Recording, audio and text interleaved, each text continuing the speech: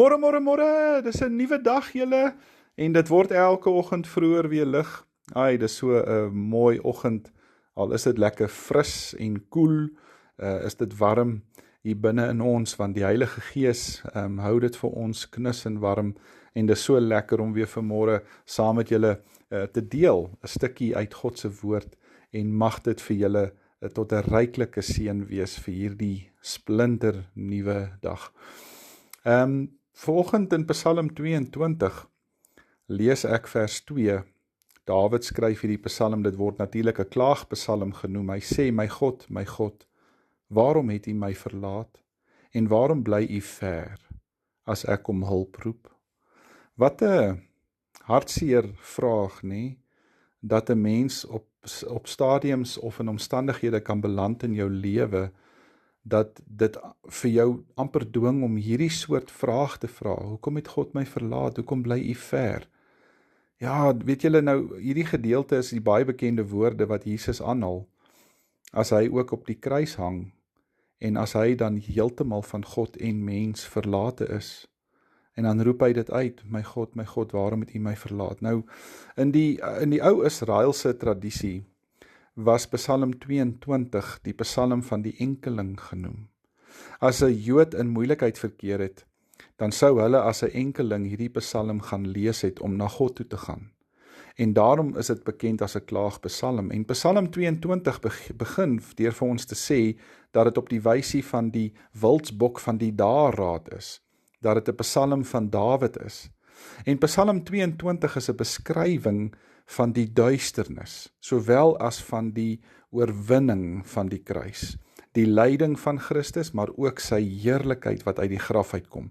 Weet julle, as ons hierdie psalm lees, moet ons dit met eerbied lees. Jy moet amper jou skoene uittrek, om soos Moses by 'n brandende doringbos te gaan staan. Want as daar nou 'n gedeelte in die Bybel is, wat heilige grond is, dan is dit hierdie psalm. Want hierdie psalm dra ons in ons geloofsbelydenis in, dat ons vandag vir mekaar sê, Jesus was van God en mens verlaat, sodat ek en jy dit sal weet, dat ons nooit van God verlaat sal wees nie. Wow! Dis so 'n diep waarheid hierdie, wat ek en jy kan vasgryp, om die voorbeeld van Jesus te volg.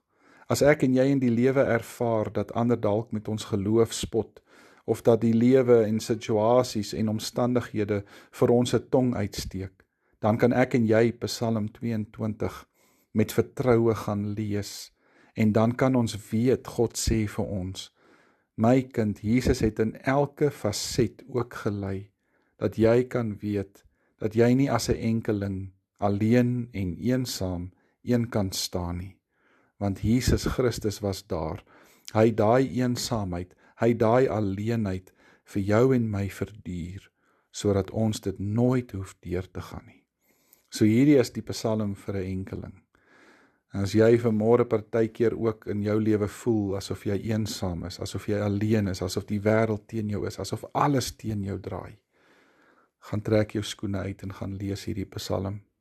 Bring dit voor God, maar doen dit in die lig van die kruis, van Jesus Christus wat vir ons gesterf het. Kom ons maak die oë toe, dan bid ons. Dankie, Here Jesus, dat U vir my gesterf het in daai eensame plek, sodat ek nooit van God verlaat sal wees nie. Dankie dat U deur die Heilige Gees elke oomblik van hierdie dag en my lewe by my is. Amen. Baie dankie julle. Ek hoop dat julle 'n mooi, 'n wonderlike en 'n geseënde dag verder het. Môre dan praat ons weer. Sien julle dan. Totsiens.